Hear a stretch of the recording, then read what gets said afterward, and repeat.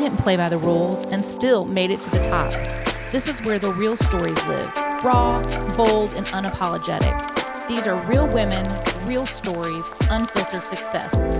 Welcome to Next to Nunn. Hello, everyone, and welcome to Next to Nunn podcast. I am super excited today with the guests that we have. We have Jeanne Strickland with Boom Impact Graphics and Lori North with North Marketing. And let me tell you, these two together are a powerhouse and individually are a powerhouse. So, ladies, thank you so much for being here today. I am too. Me too. So tell us a little about, Jeanne, we'll start with you. Tell us about your business and why you got into it. Well, my business, I always wanted to be an artist and a mom. And so I went to school for commercial art and advertising. And then I stayed home and I was a mom. And then an opportunity came up for me to work in a magazine, fast forward when my kids were grown. And so I did in 2011. And I worked solely for the magazine doing content management, design, layout, all the things creative directors do. And then the magazine went out of business and I started my own company. So would you say that it's your passion, like what you do is your passion? Most of the time, yeah. Most of the time. There are some times I'm like, oh, this is going on a little too long or, something like that. I've lost my passion for it. But most of the time, yeah, I'm pretty passionate about it. And I get kind of really particular about it because someone's paying me to create something for them. And I want to make sure that I have the quality level that I feel like is good to hand off. So that takes some passion for me to do that. Love that. Lori, What about you? Tell us about you and tell us about your business and why you started your business. So I went to school for marketing and I was raised on a campground in Hannibal. So my parents are entrepreneurs and we bought the campground when I was 1. So I have been around entrepreneurs my whole life. My parents are still running the business. They're 92 and 86. Oh, wow. I find that to be so amazing. I've learned so much from them. So I do have a passion for small businesses, for entrepreneurs. So I had my children. I still worked in the industry. I sold ads for a publication called Community News while I was raising my kids because it allowed me a lot of flexibility. But it allowed me to be a part of the community, meet business owners, and so that was wonderful. But I did start to see the shift to digital. And that was when you had a Facebook page and everybody saw what you posted. And that was my eyes just got big and I'm like, this is what I need to be doing. So I had a business on the side, growing that, and then it just kind of became something that I couldn't ignore anymore. So in 2014, that's when I developed my business as North Marketing. My goal was to start with entrepreneurs, but it did expand to larger companies. I still have a passion for entrepreneurs. I am one. My parents are. I love them. They're amazing to work with. So I am still extremely passionate about working with entrepreneurs, and it's what keeps me going every day. So, well, marketing's very broad, right? So what is it that you would say is like this is my bread and butter? My niche, you think? Yeah. Maybe. So digital footprint. Okay. So how I feel like I am, somebody recently told me a general contractor of marketing. And I thought that was pretty interesting. Dan Alt actually said that. He said, you're just kind of like me. And I'm like, yeah, I that is exactly true. So what I do, everybody has people now doing socials. When I started my business, nobody understood what I was going to do. They thought I was making websites. They didn't really know. They didn't understand. I'm not a designer. I'm not a graphic designer. That is why Jeanne and I work together on a lot of projects and why it works really well. Because I have a vision of how to get it out to all of the avenues to help a business get the traffic that they need. So whether it's branding, whether it's lead gen, whether it's running, Google ads, Meta ads, it's all different based on the client's needs. So I feel like that is my magic wand, that I help with that. Love that. Okay, so for solopreneurs who are just starting that don't understand what the digital footprint is, can you explain that to them? So it is a complex it doesn't sound like it is, but it can be. Yeah. So I would first start with just analyzing, doing a Google search on your own name and your business name and see what pops up. And then start to look at some of the biggest platforms that help you with that footprint is Facebook, is LinkedIn. And those are the two that I would really look at. And then your Google My Business, if you have one, which everybody should have one for your business. Just making sure your About Me section is optimized. And with Chat GPT now, we can all do it. But that's number one step is Google your name and your business name and see what is popping up. And if you're not liking what you're seeing, then you need to do some work. And also, the chamber organizer used to be a really great SEO for people. Like it was something that I always spoke about. Now, I am not sure if it's as powerful as it once was, but every time you join a chamber, you get your own URL. And you should optimize it because they have so much traffic on their domain, and it helps. So that used to be, and after this podcast, I'm going to double check that and make sure. But it is still something that's it was a great footprint. So I always told people your chamber organizer is an amazing thing to optimize your Facebook, your LinkedIn, and your Google My Business. Those are the first housekeeping things that I would do.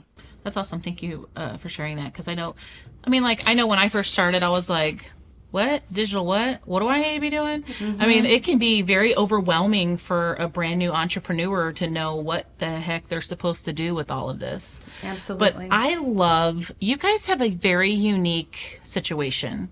Like a lot of business owners don't collaborate the way that you guys do. Mm-hmm. And that was one of the biggest reasons why I wanted to bring you guys on, is because a lot of businesses get into this competition type of thing. Even if they don't do the same type of thing, it's just weird sometimes.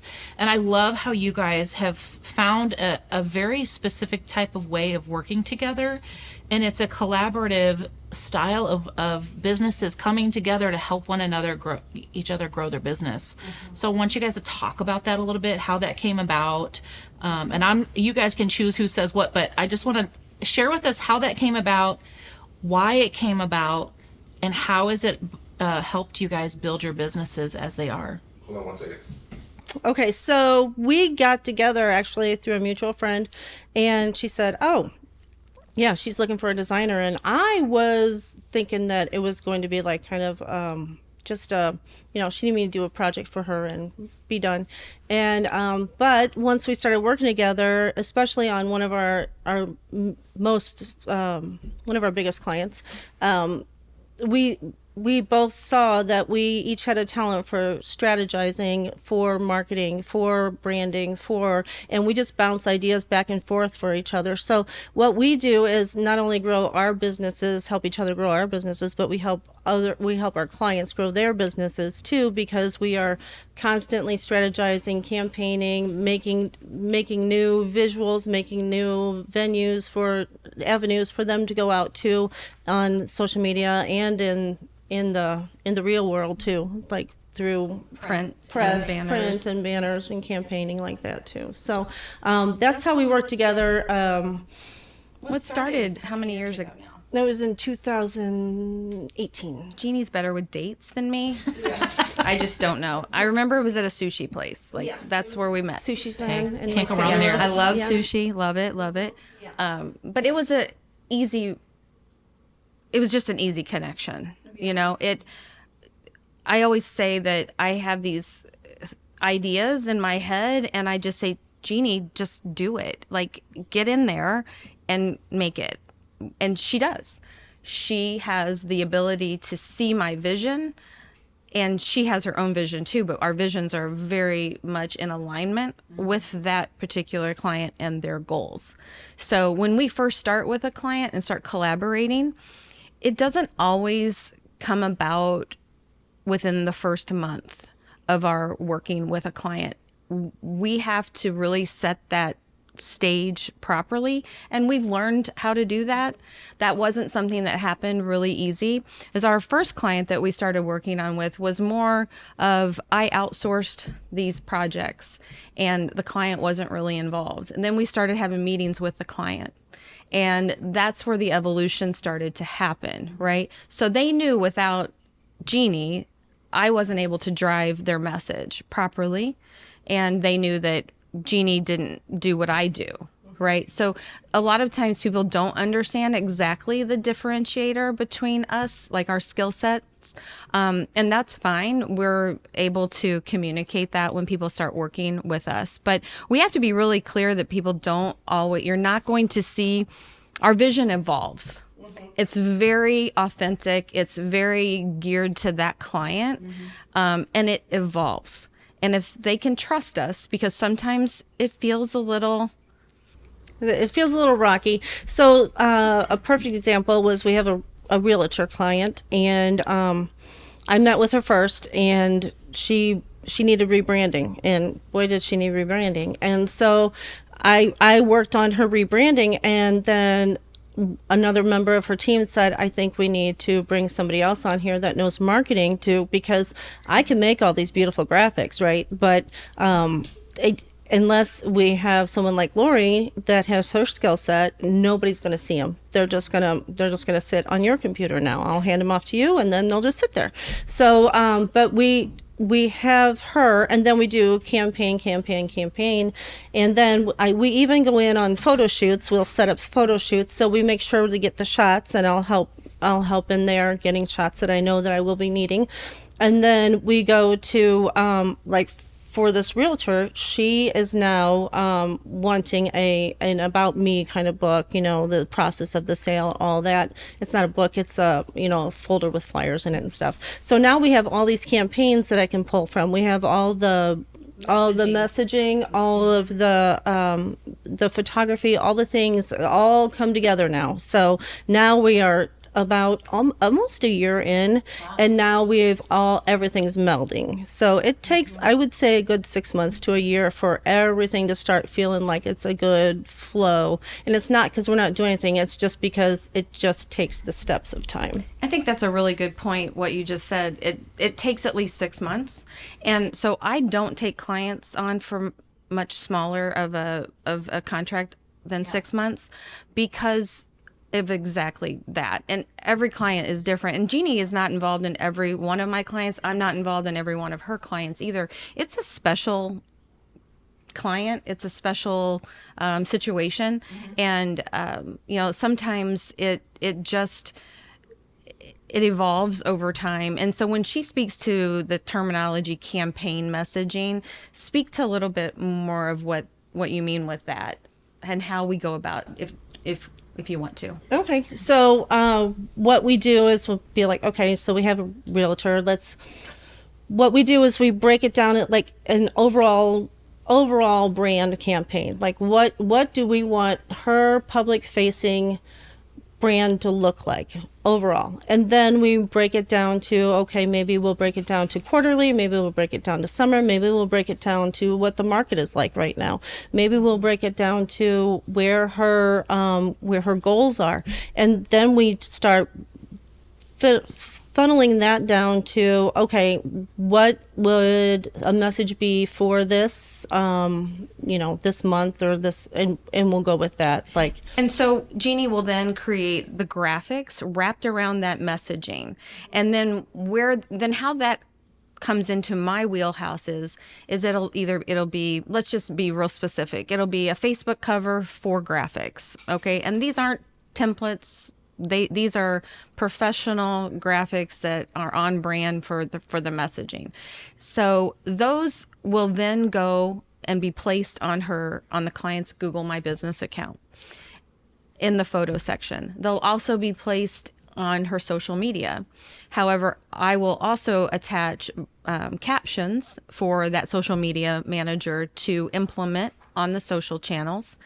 And then in addition to that, we'll do email marketing using those same assets. So we're not having the client spend more money, because I'm very cognizant of budgets and expenses. And if something goes outside of our scope, we have to make sure to talk about that. So most of the time we have a scope that they've approved for her monthly and for me as well. So if it goes outside of that, then we have to talk. Then we talk about what that looks like. So at first, we're trying to do everything within our scope, but I get really excited on projects. It's really hard for me to control myself. And Jeannie's like, I know. I got you. But we have to bring it back because we haven't really proven ourselves yet to the client. To the client, yeah. Correct. Until we get to that 3-month mark, that 4-month mark, where they're like, okay, I'm seeing, and we're showing results. We're showing Facebook impression increase. We're showing Google Analytics. As I look at all of that, when I take on a client, I get access to all of those. Sure. Yeah. What's the word I'm looking for? All of those things. Assets. Just all their analytics. Yeah. So I can really perform the deep dive to make sure that it is working and it's not just fluff. Yeah. So, and then also taking it from, taking the campaign and those assets from an email strategy to also a blog strategy, if that works for the client. So, and then when we started to do this project with the folders, we're like, look at all of our messaging that we've come up with. And it was really just, I'm not going to downplay that it was easy, because I don't ever, what she does is not easy. And I always say, you don't judge someone's, what their skill set or how they do something until you know how to do it yourself, because there's so much that goes behind the scenes. But Jeannie makes it look really easy. But we had this big picture, and it really fell into place so beautifully. It was really probably one of the most amazing aha moments, I think, that we've. Yeah, I wish maybe? I would have. I don't know. I wish I would have had that Zoom on video, like on record, because I was like, okay, so I'm going to show you this layout of these flyers now, and I go, oh my gosh, stop, everybody, stop, and everybody's going, like, what's wrong? I'm rolling them through, and she's going, and the realtor's going, like, they were like, oh my god. And I said, please, let's just stop for a moment and just talk about the amazingness of Jeannie. It's just because I have my, I love that. Thank you. It's because I have magazine design layout, so I pull from that a lot, and so that's what takes it to the next level. Yeah, I love that. A lot of business owners, this is probably one of the things that I'm the most challenged in is with my marketing and all the things. And I'm taking a ton of classes and trying to educate myself as much as I can until the point where I hire someone to do it for me. Because not every business owner is in the place where they're ready to do that, and they can't do that. Right. I'm just at a place where I'm not ready to do that. Yes. And I love what you guys do, and I've seen the stuff you guys do. You guys do beautiful work, and I love it. I want to talk about the synergy that you guys have. I worked with someone once that also, I had that synergy with them. What everything we did just like blew up and was magic. Like everything that we did together was just that works. Oh my gosh, we just increased this team from 60 to 150 in 18 months. Holy cow, what did we do? Right. We're like, what is our secret sauce? Everybody asks, what do we do? And we say, but I think that it's a special thing. I don't think everybody finds that in their lifetime. I know this, I'm not meaning it like being weird. But no, we're married. I feel like we have a marriage. She always says that. I'm like, I don't know. I just kind of feel like the girlfriend. I don't know if we're married. I feel like the girlfriend. Well, whatever you want to think. But it is a little bit. It's unique. It is. It's very unique. And I don't think I'll ever find someone to work in tandem with as much as I did that guy, because we all it takes is a sushi lunch. Yeah, well, sushi not lunch. Everybody is sushi friendly. I'll just say that. Okay. Fair. We love sushi at my house. Yeah. So so we covered in our marketing luncheon the other day, if businesses can't afford to hire like a graphic designer, then what they should do is try to afford to hire a graphic designer for the overall umbrella, and then a graphic designer should be able to create a brand for them, brand awareness, and hand it off to them, and so then they can do their own in like Canva or something like that, because Canva's not a bad tool. It's a good tool, but not everyone knows how to use it exactly, and so some things come out. It looks very generic and looks very Canva sometimes. Yes. So but it is a good option for businesses who can't afford a graphic designer monthly. Yeah. I agree. Absolutely. And we often talk about what what is our ideal client? Yeah. Right? You have to, you know, as a business owner, you have to know that. And we know that, you know, I am not for the startup entrepreneur. That is not my client right at this moment. I have people that I refer to for that. Jeannie does have at some, you know, she does have that ability, you know, she still does work with entrepreneurs and solopreneurs and that. But together, our partnership is a different client. Yes. And it's a client that is ready to go to the next level. And I think a good example would be to talk about our recent new client. But LSL Finishes is one of our recent customers. And that, again, just evolved into, I started to talk with Dan over, you know, I've known Dan for many years, and Anna, of course. But they were ready to get more leads, to elevate their offerings, because they were changing who they are and who their customer was. Yeah. So at that point, I brought Jeannie in to the conversation. She's already done so much for them anyway, so it wasn't a you know, any kind of a big shock. But what we ended up working on together, we did a new website for them. She elevated their logo. She did their logo in the beginning, correct? Well, they had one, and I've reconfigured it a couple times over the years. Okay, so you know, she rebranded them. But this was a big one. This was definitely a up level for sure. Yes. So that's somebody recently that we've worked with and that I feel like is going very well. And it's a great testimony of the type of client that we work on together. Well, and then we work well together, and then now we're working with Mandy Alt. Other marketers too. Yeah, so they were all pulling together for this client to, you know, have all of his needs met. The issue is with marketing. When I started my business in 2014, I was doing Facebook. That's what I was doing. And I knew that I needed to learn Facebook ads, so I became an expert in Facebook ads. But now, in the past 11 years, everything's evolved. And my job now is I always say it's about 10 people. It really is. It's no longer, and maybe it's more than that. I don't know, whatever. But it is so diversified, and so every platform deserves a lot of its own time because the algorithms are all different. But it also is a part where my point to this is, all of us as marketers, we all do different things, and we all specialize in different areas of marketing, and we all have our skill set. So I don't ever think that there's a way to I want to collaborate with all marketers. Same. Because when you stop learning, and when you don't want to learn anymore, you really become a disservice to your clients. Absolutely. So I never think that I know everything, because I can learn something this afternoon about something on Instagram that the feature is new. Right. So there's always things that you can learn from other people, and you can always collaborate. So that's a long answer or a long explanation of how much I love the fact that we are working now with Mandy Alt, and how she was the one that recommended that we work with Dan.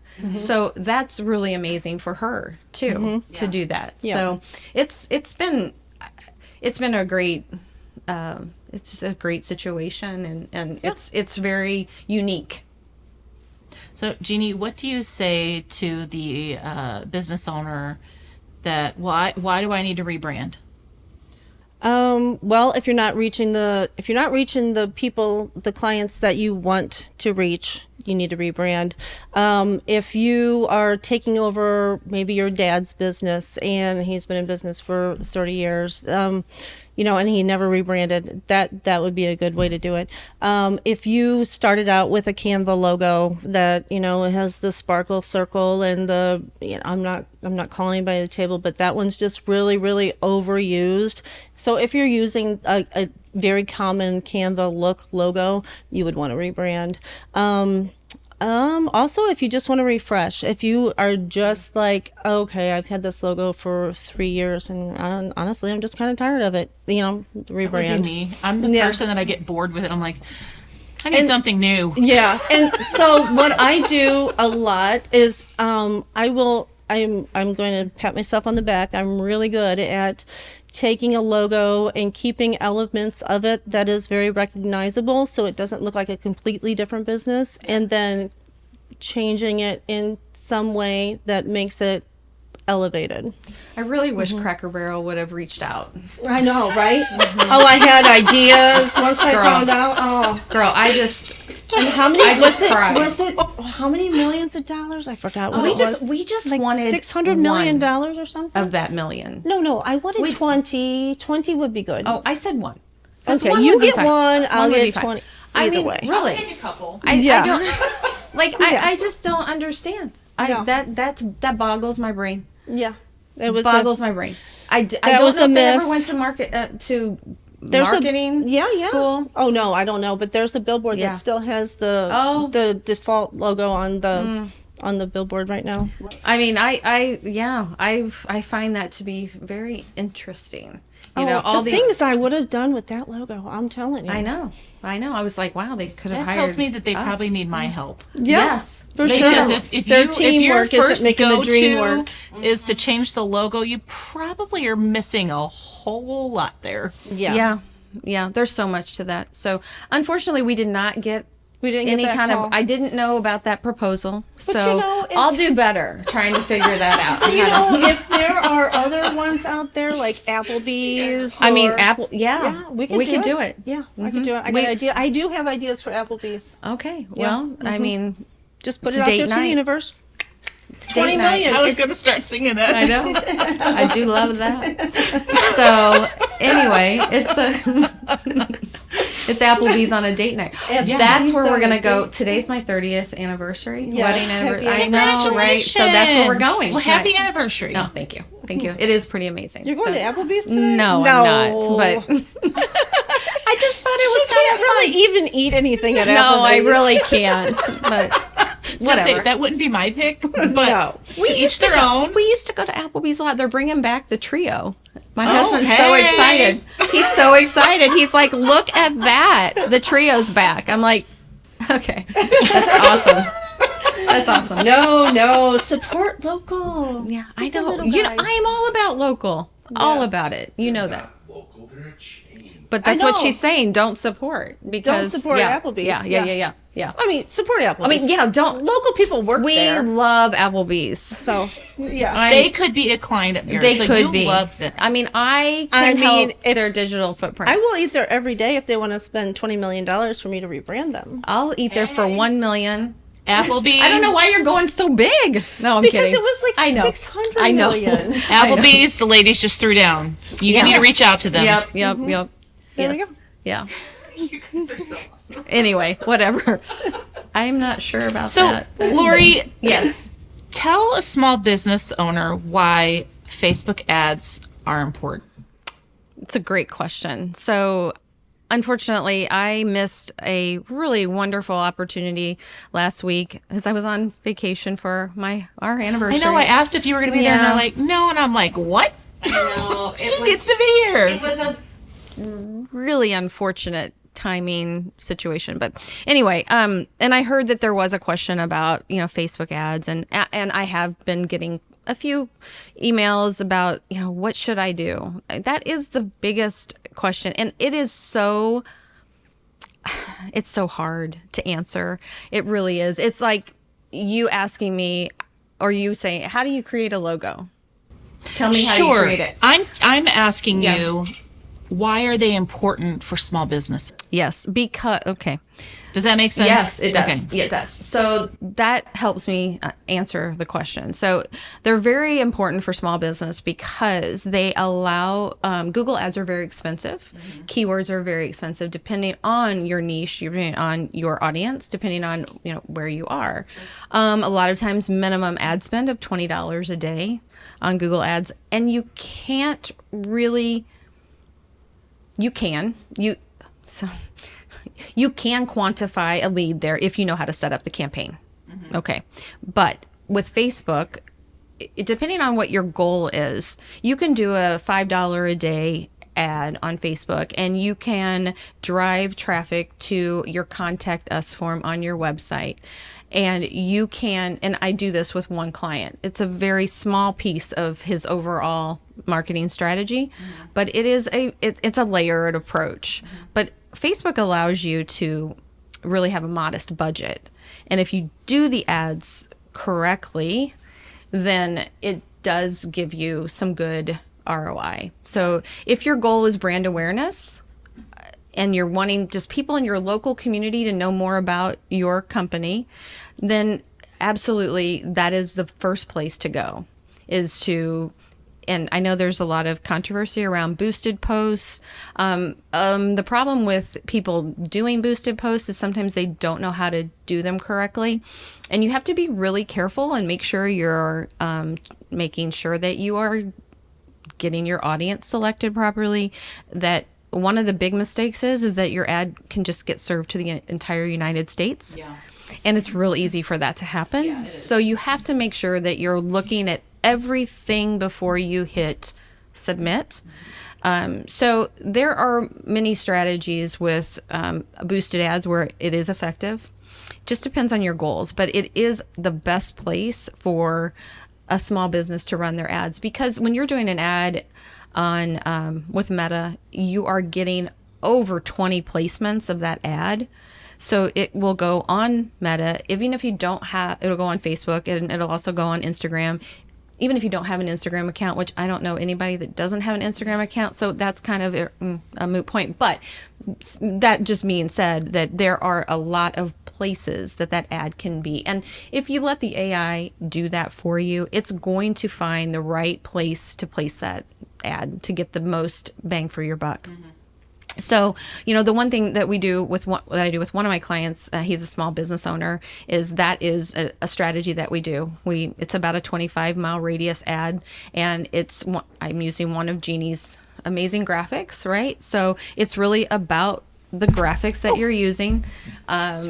It's about the graphics that you're using too. So that there is part of that. But if you're a small business owner and you can't afford to do the ads at that level, I would highly recommend that you take photos with your iPhone, or get a photographer to take photos. If you own a retail business, take pictures yourself, but and don't use stock imagery. Yeah.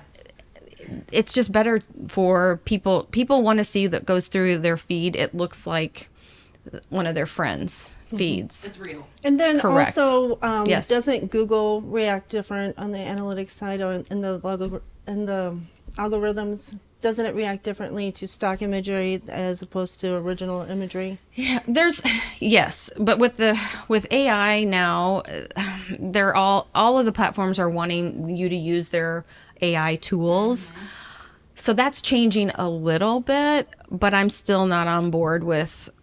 I've tried Meta. I've tried to use your AI tool to create ads, and I think I've sent them to Jeanne and said, They're "What pretty funny in the world? Like, what happened to her fingers?" I don't know. One of the tools I found that I really like. So, like when I create title pages for my blog or whatever, Midjourney. Oh.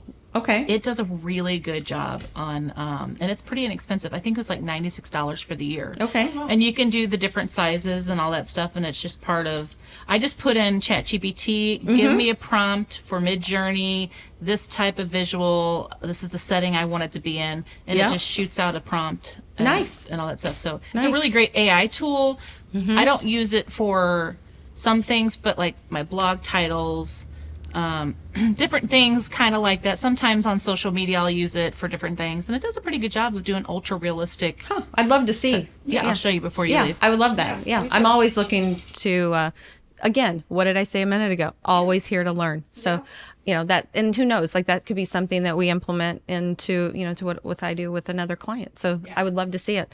But back to the original question: Facebook ads, Meta ads. Important. If you don't know how to use the back end, that's okay. But if you do want lead generation, I do work with a client that we do lead gen, and you download the email that's associated with the lead, add it to your email list, start if you don't have an email list, you need an email list. Email's not dead. It still converts. One of my clients last week just had 45% of their, all their sales came from their email marketing strategy. So huge kudos. I mean, I just looked yesterday and I have a 44% open rate. Amazing. And I was like, That's great. Oh my gosh, I've never looked at that before. And I was like, what? Amazing. So that means great. it's great. And then look at your heat map and see what people are clicking on. And if you want something, at a higher, just start playing around with that, because that helps you really analyze what people are resonating with, So, but if you're not growing your email list and a lot of times that's the disconnect that people, they think, okay, that's not important anymore. I got to get over here. I got to do I got to do texting. I got to do chat. I've got to do all these other things because there's all these shiny objects. There's a lot. It's a lot. There's a lot. There's a we lot. had a client the other day, and we had a lunch with him, and he was like, "Well, what about AI?" And we're like, "What about AI?" He's like, "How am I going to use AI in my marketing?" We're like, I don't understand the question. Like, what do you mean? And what it came down to was something had rolled through his feed or something, shiny new object, and he was like, "Oh, this," and we're like, "Yeah, no." That doesn't work for you. Small business owners Yeah. have to be really careful because do. you can get sold on tools that really can't help you. And then you've paid, a couple $100 for a tool or, $1,000 for a tool that you can't use because it doesn't work for your business. I would Right. say, please, if you are thinking about buying something that's over $500 and you're an entrepreneur, ask 5 of your other entrepreneur friends first before you. That's a good Yeah, rule that's of thumb. a great suggestion. It really is. You say that again.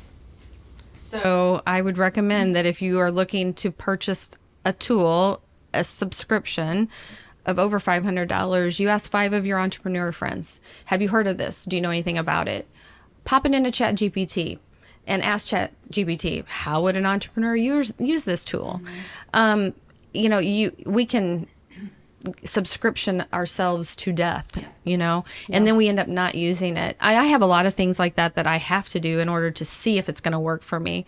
And I spend a lot of money on one of my main platforms that I use that gives me all of my analytics for my clients. And I do believe in spending money for certain things, but there's so many shiny objects out there that people just get confused, and they really think that there is a secret to all of this. There's not. Not a secret. There's just a lot of knowledge and experience, I think, is what you have to do, what you have to think of. Yeah. Yeah, I mean, if you're a small business owner and you can't afford to hire a Lori North, educate yourself. Go to all the classes that you can. Right. Go deep dive into things online. Like watch. YouTube has all kinds of things. Some of them are kind of. Do you have any YouTubers that you would suggest? I don't. And when I first started my business, I really followed a few Facebook queens. Mari Smith was the one that I followed. I don't think she's as relevant as she still is. Yes, she's still all things Facebook and Meta. But I did follow her, and I learned a lot from her. Yeah. But I do think that over the years I've gotten away from that just a little bit. But yeah, I wish I had a better list of some online people that I listen to or do. I wish there was more time in the day. Honestly, there was a question I was going to ask you. There's so many conflicting things about marketing. Like this person says this and this person says this. And I think it goes back to something that you've said, like not everybody is the same. And so different strategies are not going to work for different types of businesses and different people. That's a fact. Yeah. It is a fact. And it's really hard as I struggle with, again, I am not an expert in every area. And I think if people think they are, they're mistaken.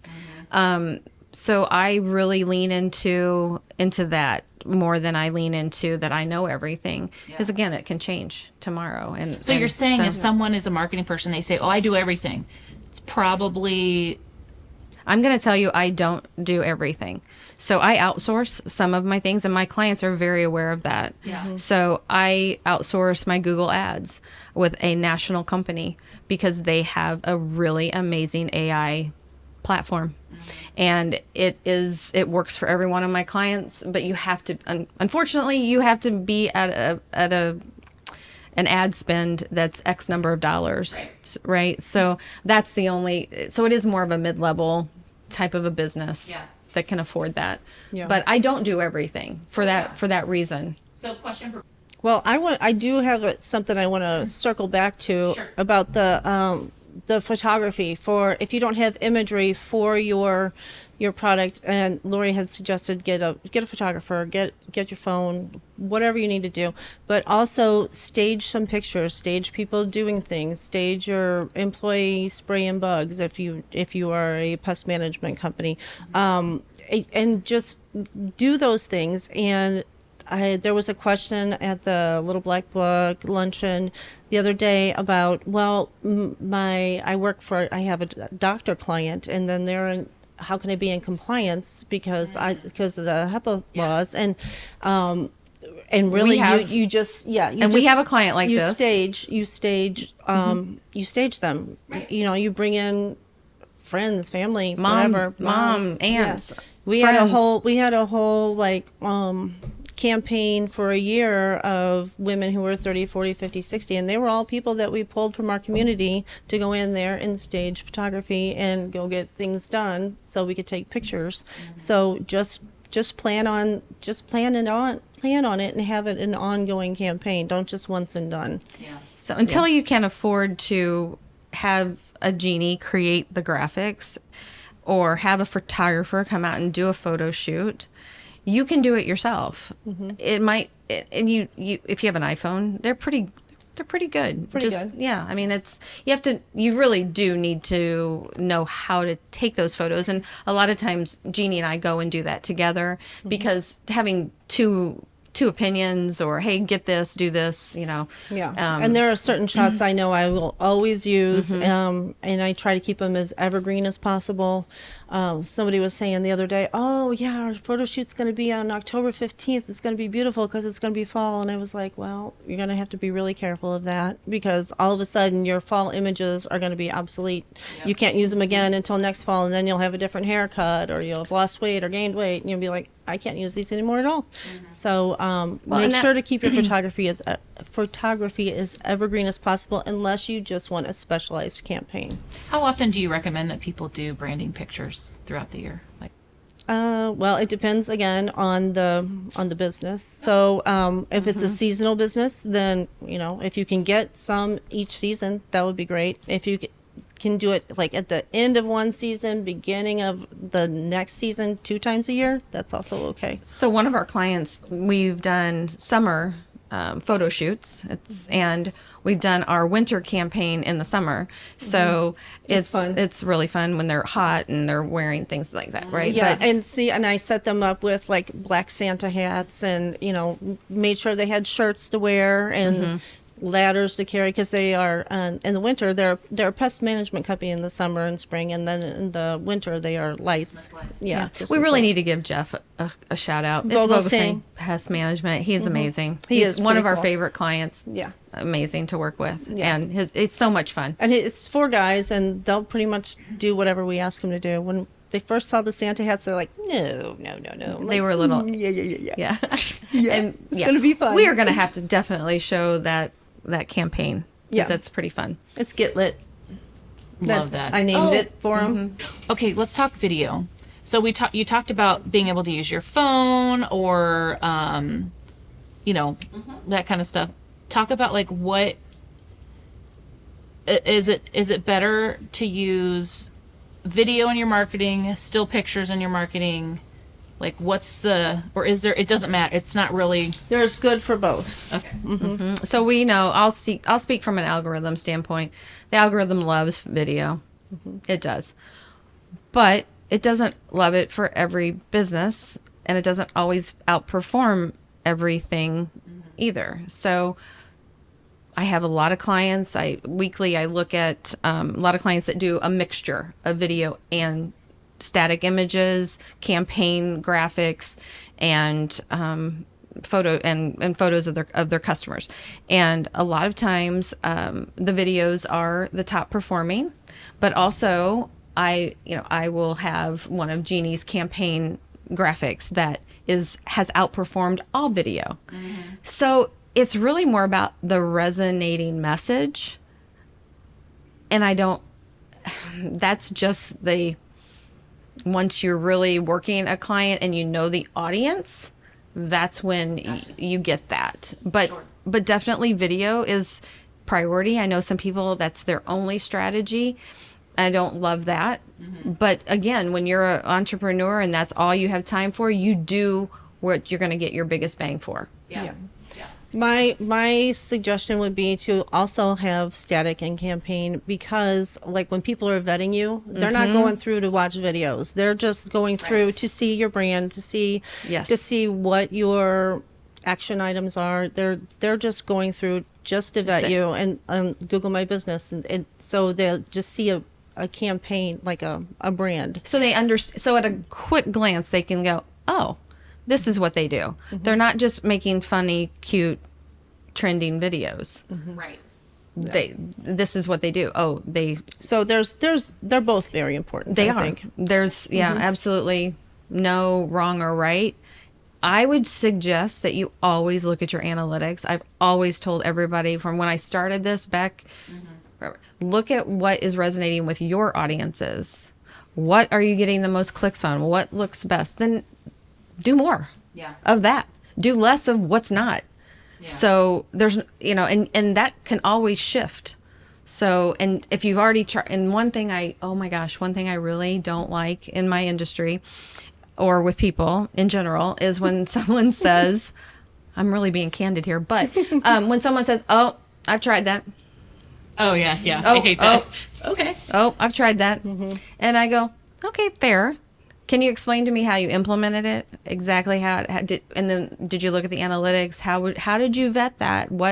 Help me understand a little bit more. And if they've crossed all their T's and dotted all their I's, then I really can't argue with it.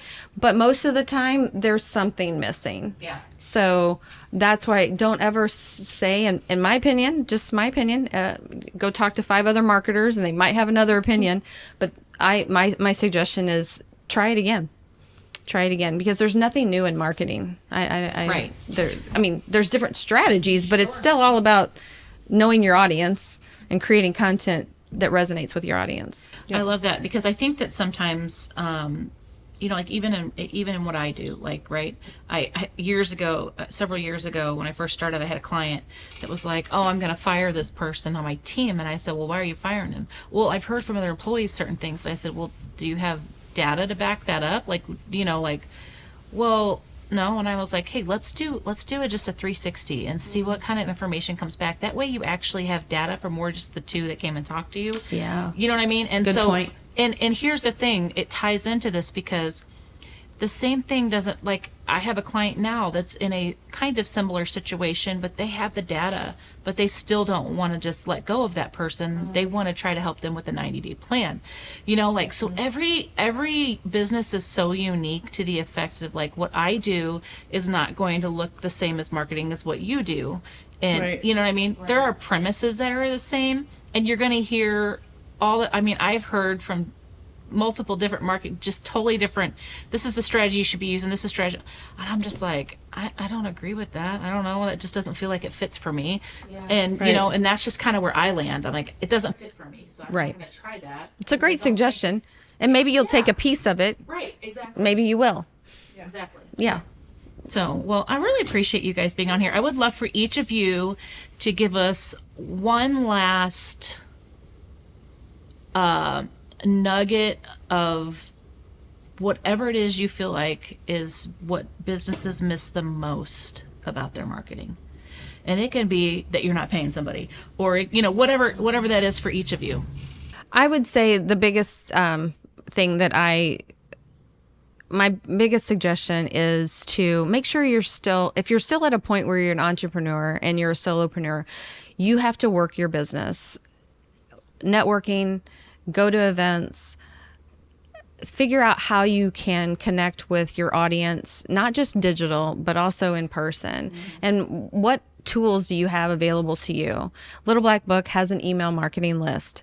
Are you using that? Are you marketing to those women that you're networking with I did not every know day? that. I should be using that. Yeah. Yeah, there is that. You can pay to buy their email list and use it for a little And campaign. And Jeannie can create amazing graphics for you to send to the list. Yeah, and so like do specials that really, everyone wants to. I need more Facebook followers. I need more of this. I need more. I think if you first figure out like what am I doing now that's working, be consistent on your socials. Because when you're not consistent, you're not doing everything you can do. Yeah. So, and you can't do them all. You cannot do them all. So pick a couple that you can do well and do those well, but be consistent with it. And if you can't, and you're at a point where you can hire, there are different levels, and we're happy to connect people with those people to give them solutions if they're not ready for what we do with them. Yeah. Right. That's awesome. Yeah. My suggestion would be to hire someone to audit you. If you can't afford, if you can't afford a graphic designer or a marketer like Lori, then find someone like us to audit you. Fun fact, we do this.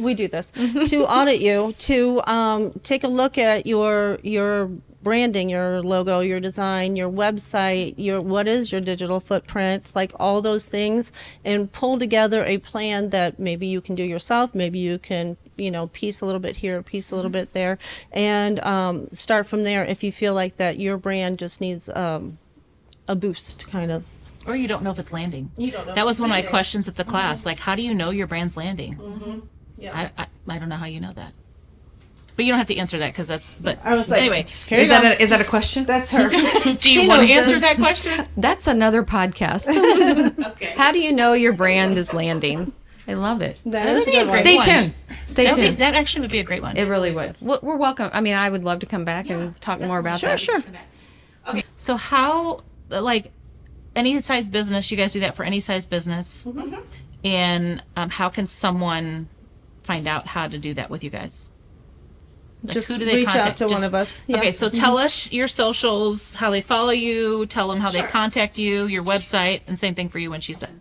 Okay. I am at Boom Impact Graphics on Facebook and also on Instagram. And then my website is boomimpactgraphics.com. You can email me at jeanne@boomimpactgraphics.com. And you can find me at lorinorth.com and on all my socials at Lori North Marketing. And you can email me at lori@northmarketingllc.com.